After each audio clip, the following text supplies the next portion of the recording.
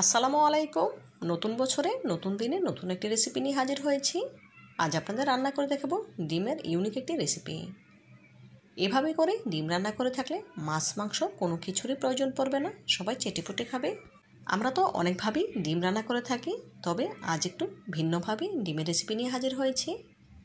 তো বন্ধুরা, কথা না বাড়িয়ে চলুন ডিম রান্নার মূল প্রস্তুত প্রণালীতে যাওয়া যাক। ডিমের রেসিপিটি রান্না করার জন্য প্রথমে আমি 4টি ডিম ভেঙে নেব।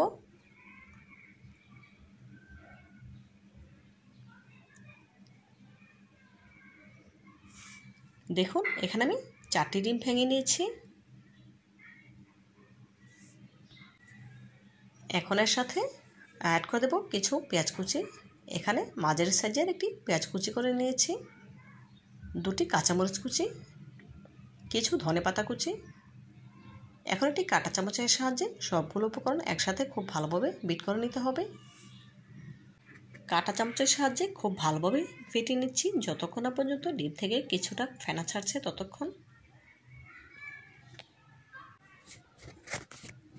দেখুন, ডিমটা খুব ভালোভাবে ফেটিয়ে নিয়েছি, দেখেই বুঝতে পারছেন ডিম থেকে কিছুটা ফেনা ছেড়েছে।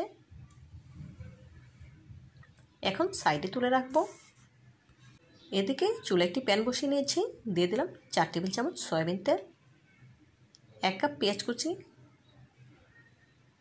পরিমাণ মতো লবণ। এখন পেঁয়াজ কুচিগুলো নেড়েচেড়ে ভেজে নেব। দেখুন, পেঁয়াজ কুচিগুলো মোটামুটি ভাজা হয়ে গিয়েছে। এখন এর সাথে অ্যাড করে দেব 1/2 টেবিল চামচ আদা বাটা, 1/2 টেবিল চামচ রসুন বাটা। এখন আদা রসুনের বাটা পেঁয়াজের সাথে নেড়েচেড়ে ভেজে নেব, এতে করে আদা রসুনের কাঁচা গন্ধটা চলে গিয়ে খুব সুন্দর ফ্লেভার আসবে। দেখুন, পেঁয়াজের সাথে নেড়েচেড়ে আদা রসুন ভেজে নিচ্ছি। তো বন্ধুরা, ভিডিওর এই পর্যায়ে আপনাদের কাছে ছোট্ট একটি রিকোয়েস্ট রইল, যারা আমার ভিডিওটি ইউটিউব চ্যানেল থেকে দেখছেন প্লিজ ভিডিওটিকে লাইক দিয়ে চ্যানেলটি সাবস্ক্রাইব করে পাশে থাকা বেল বাটনে ক্লিক করে দিবেন, এবং যারা ফেসবুক পেজ থেকে দেখছেন প্লিজ পেজটিতে ফলো দিয়ে রাখবেন, এতে করে আমি যখনই কোনো নতুন রেসিপি আপলোড করব সবার আগে আপনার কাছে পৌঁছে যাবে। এই কাজটি যারা অলরেডি করে নিয়েছেন আপনাদেরকে জানাই অসংখ্য ধন্যবাদ। দেখুন, পেঁয়াজের সাথে আদা রসুন নেড়েচেড়ে ভেজে নিয়েছি। এখন এর সাথে অ্যাড করে দিয়েছি একটি বড় সাইজের টমেটো পেস্ট। পেঁয়াজের সাথে নেড়েচেড়ে কিছুটা কষিয়ে নেব। এই পর্যায়ে এর সাথে অ্যাড করে দেব 1 চা চামচ লাল মরিচের গুঁড়া। ঝালটা আপনারা যে যেমন খেতে পছন্দ করেন সেই অনুযায়ী দিয়ে নেবেন। 1 চা চামচ জিরা গুঁড়া, 1 চা চামচ হলুদ গুঁড়া। এখন নেড়েচেড়ে খুব ভালোভাবে মশলাটা একটু ভেজে নিতে হবে। 1 মিনিটের মতো মশলাটা খুব ভালোভাবে নেড়েচেড়ে ভেজে নিয়েছি। এখন মশলাটা কষিয়ে নেওয়ার জন্য সামান্য একটু পানি অ্যাড করে দেব। এখন নেড়েচেড়ে মশলাটা খুব ভালোভাবে কষিয়ে নেব যতক্ষণ না মশলা থেকে তেল ছাড়ছে ততক্ষণ পর্যন্ত। নেড়েচেড়ে মশলাটা খুব ভালোভাবে কষিয়ে নিয়েছি, দেখেই বুঝতে পারছেন মশলা থেকে তেল ছেড়ে দিয়েছে। এখন এর সাথে ঝোলের পানি অ্যাড করে নেব।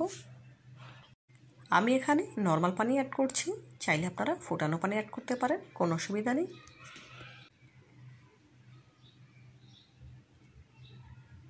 এখন একটু নেড়েচেড়ে ঢাকা দিয়ে জাল করে নেব, যেহেতু ডিমগুলো আগে থেকে ভেজে নিয়েছি, আর ভেজে নেওয়া ডিম এমনিতে অনেক সফট হয়, সেজন্য সম্পূর্ণ ঝোলে ডিমগুলো ছাড়বো না।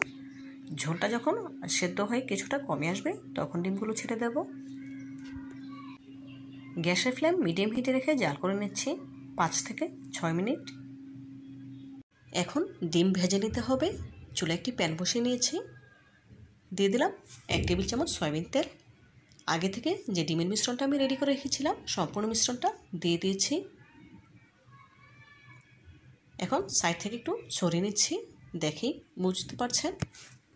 যেহেতু ডিমটা আমি লম্বাটে করে একটু ভাজে দিয়ে নেব, সেই জন্য সব দিকে সমান করে ছড়িয়ে নিয়েছি।